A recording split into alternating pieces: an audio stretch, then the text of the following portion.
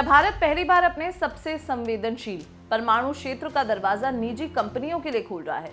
और इससे आपको सीधी बिजली और बिल में क्या फर्क पड़ेगा? शांति बिल क्या सच में भारत को 2047 तक 100 गीगावाट परमाणु बिजली दिला सकता है, या इसमें कोई बड़ा जोखिम छिपा है? निजी कंपनियां अगर न्यूक्लियर सेक्टर में आई तो क्या यह ऊर्जा सुरक्षा की जीत है या राष्ट्रीय सुरक्षा के लिए एक चुनौती? दोस्तों, आज हम भारत के एनर्जी और पॉलिसी सेक्टर से जुड़ी एक ऐसी हिस्टोरिकल और गेम चेंजर खबर पर डिटेल में डिस्कस करने जा रहे हैं जो देश की एनर्जी सिक्योरिटी, इकोनॉमिक ग्रोथ और क्लाइमेट चेंज से निपटने के गोल्स को हमेशा के लिए बदल सकती है। हम बात कर रहे हैं सेंट्रल गवर्नमेंट के उस अनप्रेसिडेंटेड डिसीजन की जिसमें न्यूक्लियर एनर्जी के सेक्टर को प्राइवेट कंपनीज की पार्टनरशिप के लिए ओपन किया जा रहा है। हाल ही में पीएम नरेंद्र मोदी की अध्यक्षता में यूनियन कैबिनेट ने एक एक्सट्रीमली इंपॉर्टेंट बिल को मंजूरी दे दी है। इस बिल का ऑफिशियल नाम है sustainable harnessing and advancement of nuclear energy for transforming India, यानी कि शांति बिल 2025।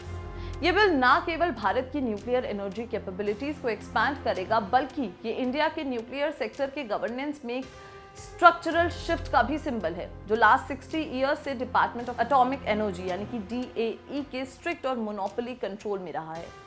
ये डिसीजन दिखाता है कि भारत अब अपने एनर्जी गोल्स को अचीव करने के लिए कितनी अग्रेसिव स्ट्रैटेजी अडॉप्ट कर रहा है। इस न्यूज़ की डेप्थ को समझना इसलिए भी ज़रूरी है क्योंकि ये डायरेक्टली हमारे फ्यूचर, हमारी इकोनॉमी की स्टेबिलिटी और हमारी एनर्जी इंडिपेंडेंस से जुड़ा हुआ है। दोस्तों देखिए, इस पूरे रिफॉर्म के पीछे एक बहुत बड़ा और एम्बिशियस नेशनल गोल है। इंडिया ने देश की आज़ादी के 100 साल पूरे होने तक यानी ईयर 2047 तक 100 गीगावाट यानी GW nuclear energy capacity achieve करने का टारगेट सेट किया है। इमेजिन कीजिए, ये करेंटली हमारे पास जो कैपेसिटी है उससे लगभग 10 टाइम्स ज़्यादा है। ये टारगेट ही बताता है कि गवर्नमेंट न्यूक्लियर एनर्जी को लेकर कितनी सीरियस हो चुकी है। अब सवाल ये उठता है कि क्या केवल गवर्नमेंट फंडिंग और पब्लिक सेक्टर अंडरटेकिंग्स यानी कि NPCIL या BHAVINI के जरिए इतनी ह्यूज टारगेट को अचीव किया जा सकता है? आंसर है नहीं। 100 गीगावाट न्यूक्लियर एनर्जी के लिए सब्सटैंशियल कैपिटल इन्फ्यूजन की रिक्वायरमेंट होगी। अकेले पब्लिक ट्रेजरी से इतना पैसा लगाना फाइनेंशियली अनवायबल है। इसलिए शांति बिल प्राइवेट और ग्लोबल इन्वेस्टर्स को इस सेक्टर में लाकर कैपिटल की कमी को दूर करने का सबसे बड़ा एफर्ट है। ये गोल ना केवल हमारी एनर्जी नीड्स को फुलफिल करने के लिए है, बल्कि जियोपॉलिटिकल स्टेबिलिटी और एनर्जी इंडिपेंडेंस को भी इंश्योर करता है। अगर हम इस ह्यूज 100 गीगावाट टारगेट को टाइम पर पाना चाहते हैं तो हमें सिर्फ पैसों की ही नहीं बल्कि तेज स्पीड और मॉडर्न टेक्नोलॉजी की भी जरूरत है। यहाँ प्राइवेट सेक्टर का रोल डिसाइसिव हो जाता है। जब प्राइवेट कंपनीज आती हैं तो वो अपने साथ advanced reactor technologies, better project management skills और प्रोजेक्ट्स को तेजी से कंप्लीट करने की एक्सपर्टीज लाती हैं, जिससे प्रोजेक्ट टाइमलाइन काफी कम हो जाती है। गवर्नमेंट प्रोजेक्ट्स में अक्सर जो डीले देखी जाती है उसे प्राइवेट सेक्टर की एफिशिएंसी से दूर किया जा सकता है। गवर्नमेंट का ये बिलीफ है कि केवल प्राइवेट सेक्टर की पार्टनरशिप के थ्रू ही India faster project execution ensure कर सकता है, जो टाइम बाउंड तरीके से 100 गीगावाट कैपेसिटी तक पहुंचने के लिए एक्सट्रीमली एसेंशियल है। इसके अलावा प्राइवेट सेक्टर के आने से कंपटीशन बढ़ेगा, जिससे कॉस्ट में कमी और इनोवेशन को प्रमोशन मिलेगा, जो इवेंचुअली कंज्यूमर्स और देश की इकोनॉमी के लिए बेनिफिशियल होगा। दोस्तों, अब इस बात को समझिए कि शांति बिल की इंपॉर्टेंस सिर्फ एनर्जी प्रोडक्शन तक लिमिटेड नहीं है, बल्कि ये क्लाइमेट चेंज से लड़ने के भारत के एफर्ट्स के सेंटर में है।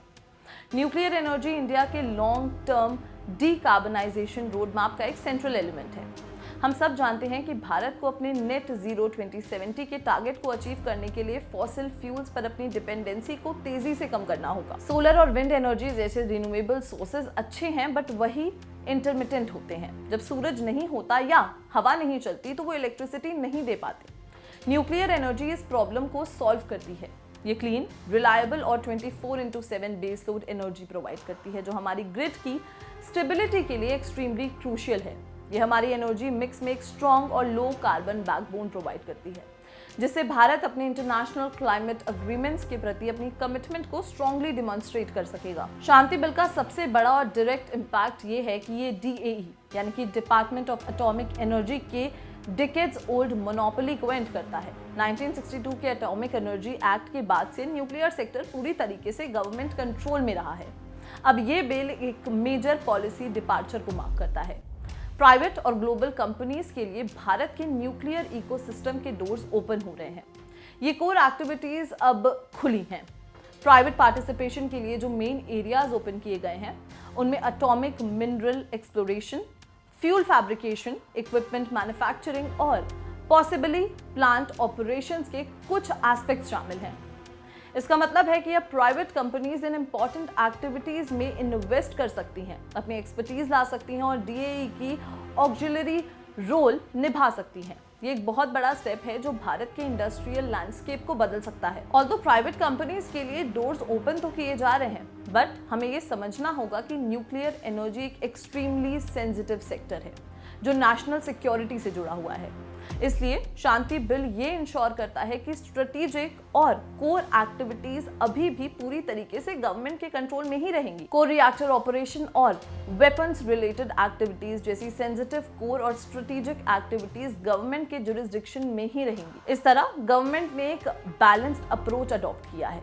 इकोनॉमिक ग्रोथ और इन्वेस्टमेंट को अट्रैक्ट करने के लिए प्राइवेट सेक्टर को परमिशन दी गई है, लेकिन नेशनल सिक्योरिटी और स्ट्रेटेजिक कंट्रोल को इंटैक्ट रखा गया है। ये बैलेंस इन्वेस्टर्स को कॉन्फिडेंस देता है कि भारत की न्यूक्लियर पॉलिसी स्टेबल है, वहीं देश की सिक्योरिटी को लेकर कोई कॉम्प्रोमाइज नहीं किया गया है। दोस्तों, न्यूक्लियर सेक्टर में इन्वेस्टमेंट का रास्ता खोलने में जो सबसे बड़ी ऑब्स्टिकल रही है वो है न्यूक्लियर लायबिलिटी के rules. Current civil liability for nuclear damage act 2010 CLND act की लंबे टाइम से क्रिटिसिज्म होती रही है।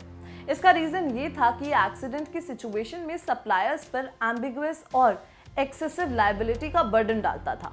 इसी अनसर्टेनिटी के चलते कई फॉरेन और डोमेस्टिक प्राइवेट इन्वेस्टर्स भारत में न्यूक्लियर प्रोजेक्ट से दूर भागते रहे हैं। सप्लायर्स का कंसर्न था कि अगर एक्सीडेंट हुआ तो उनकी लायबिलिटी की कोई क्लियर लिमिट नहीं होगी। शांति बिल इस लॉन्ग टर्म कंसर्न को भी एड्रेस करता है। ये रिफॉर्म इन्वेस्टर कॉन्फिडेंस को बढ़ाने और टेक्निकल कोलैबोरेशन अचीव करने के लिए एक्सट्रीमली इंपॉर्टेंट है। शांति बिल एक कंप्लीटली रीडिजाइंड और मॉडर्न लायबिलिटी फ्रेमवर्क प्रपोज करता है जो ग्लोबल स्टैंडर्ड्स के अकॉर्डिंग है। ये नया मैकेनिज्म इन्वेस्टर्स के लिए फाइनेंशियल अनसर्टेनिटी को बहुत हद तक कम करेगा। सबसे पहले ऑपरेटर्स जैसे कि NPCIL, सप्लायर्स, इक्विपमेंट बनाने वाले और गवर्नमेंट के बीच लायबिलिटी रिस्पॉन्सिबिलिटीज को क्लियर डिफाइन किया जाएगा। हर किसी को पता होगा कि उसकी जिम्मेदारी कहां से शुरू होती है और कहां खत्म होती है। सेकेंड, ये bill insurance backed liability caps introduce करता है।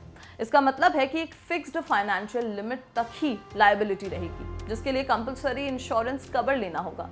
ये सप्लायर के फाइनेंशियल रिस्क को लिमिट करता है। और तीसरा, अगर कोई बड़ा डिजास्टर आता है और नुकसान उस इंश्योरेंस लिमिट से एक्सीड होता है तो गवर्नमेंट बैकस्टॉप सपोर्ट प्रोवाइड करेगी। ये हाइब्रिड मैकेनिज्म इन्वेस्टर्स के लिए एक प्रोटेक्शन शील्ड प्रोवाइड करता है जिससे वो बिना किसी फियर के इन्वेस्ट कर सकें। न्यूक्लियर सेक्टर में सेफ्टी पैरामाउंट है। शांति बिल के अंदर एक इंडिपेंडेंट न्यूक्लियर सेफ्टी अथॉरिटी की एस्टैब्लिशमेंट का प्रपोजल है।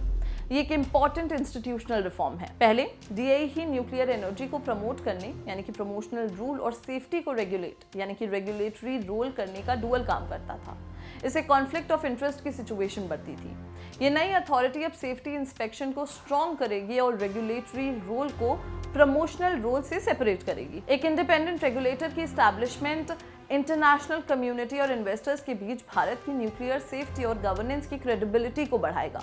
ये इंश्योर करेगा कि प्राइवेट पार्टिसिपेशन के बावजूद सेफ्टी स्टैंडर्ड्स पर कोई कॉम्प्रोमाइज नहीं किया जाएगा। इस बिल का एक और मेजर ऑब्जेक्टिव भारत के न्यूक्लियर सेक्टर को मॉडर्न और इंटीग्रेटेड लीगल फ्रेमवर्क प्रोवाइड करता है।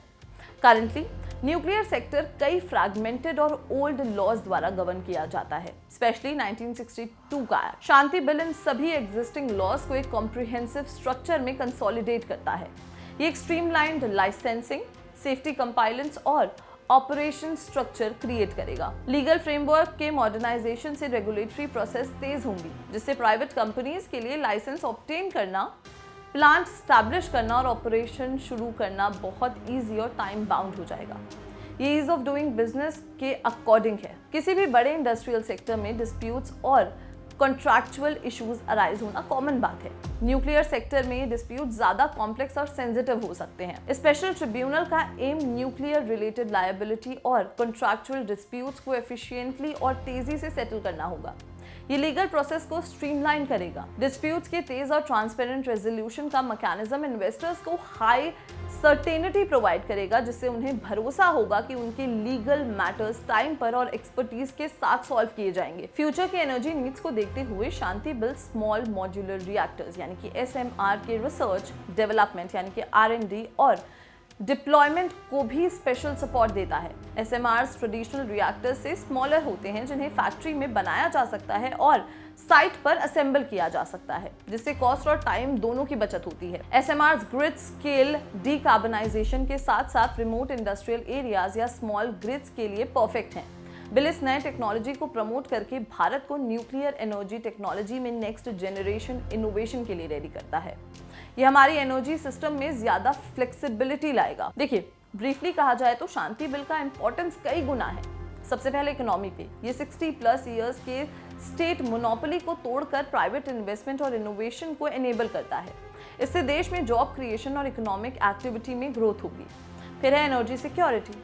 ये 100 GW न्यूक्लियर कैपेसिटी के गोल को अचीव करने के लिए क्रूशियल है, जिससे कोल और इंपोर्टेड फ्यूल्स पर हमारी डिपेंडेंसी जो है वो कम होगी और एनर्जी सिक्योरिटी स्ट्रांग होगी। फिर है ग्लोबल अलाइनमेंट। लायबिलिटी रूल्स में सुधार से भारत का न्यूक्लियर गवर्नेंस इंटरनेशनल नॉर्म्स के साथ अलाइन होता है, जिससे इंटरनेशनल कोऑपरेशन और ट्रेड के लिए नए रास्ते खुलेंगे। फिर है क्लाइमेट चेंज। ये भारत के नेट जीरो 2070 के टारगेट के लिए एक एसेंशियल क्लीन बेसलोड एनर्जी प्रोवाइड करके क्लाइमेट कमिटमेंट्स को सपोर्ट करता है। शांति बिल का पास होना एक बड़ी अचीवमेंट है, बट इसका सक्सेसफुल इम्प्लीमेंटेशन ही असली चैलेंज है। गवर्नमेंट को एक ट्रांसपेरेंट और रोबस्ट रेगुलेटरी एनवायरनमेंट स्टैब्लिश करना होगा, ताकि सेफ्टी और नेशनल सिक्योरिटी से जुड़ी कंसर्न्स का सॉल्यूशन हो सके। प्राइवेट पार्टिसिपेशन से अकाउंटेबिलिटी कम नहीं होनी चाहिए। गवर्नमेंट को पब्लिक प्राइवेट पार्टनरशिप्स यानी कि PPPs के ऐसे मॉडल्स डेवलप करने होंगे जहां गवर्नमेंट ओवरसाइट मेंटेन रखे, जबकि प्राइवेट प्लेयर्स कैपिटल, इनोवेशन और ऑपरेशंस में अपनी एफिशिएंसी लाएं। ग्रेजुअल इंप्लीमेंटेशन एसेंशियल है। स्मॉल या पायलट प्रोजेक्ट से शुरुआत करना बेटर होगा, ताकि प्राइवेट सेक्टर की पार्टनरशिप का टेस्ट किया जा सके और लार्ज स्केल पर अप्लाई करने से पहले रिस्क का मैनेजमेंट जो है वो इंश्योर हो सके। शांति बिल 2025 केवल एक लीगल डॉक्यूमेंट नहीं है, ये भारत के एनर्जी फ्यूचर के लिए एक रोड मैप है। ये हमें एनर्जी सिक्योरिटी, इकोनॉमिक स्टेबिलिटी और क्लाइमेट एक्शन के गोल्स की तरफ तेजी से आगे बढ़ने में एनेबल करता है। प्राइवेट सेक्टर की पार्टनरशिप भारत के न्यूक्लियर प्रोग्राम को एक नए और तेज ट्रैक पर ले जाएगी। आने वाले ईयर्स में हम देखेंगे कि कैसे ये बिल भारत को एक मेजर न्यूक्लियर एनर्जी नेशन के रूप में स्टैब्लिश करने में हेल्प करता है। हमें इस हिस्टोरिकल बदलाव का वेलकम करना चाहिए और इसके इफेक्टिव इंप्लीमेंटेशन के लिए गवर्नमेंट और प्राइवेट सेक्टर के बीच कोलैबोरेशन की होप करनी चाहिए। तो दोस्तों, आपको क्या लगता है कि ये जो बिल है भारत के लिए क्या सच में गेम चेंजर साबित होगा? हमें कमेंट सेक्शन में जरूर बताएं। और अगर ये वीडियो पसंद आई हो तो इसे लाइक और शेयर करना बिल्कुल भी ना भूलें और देखते रहें जागरण।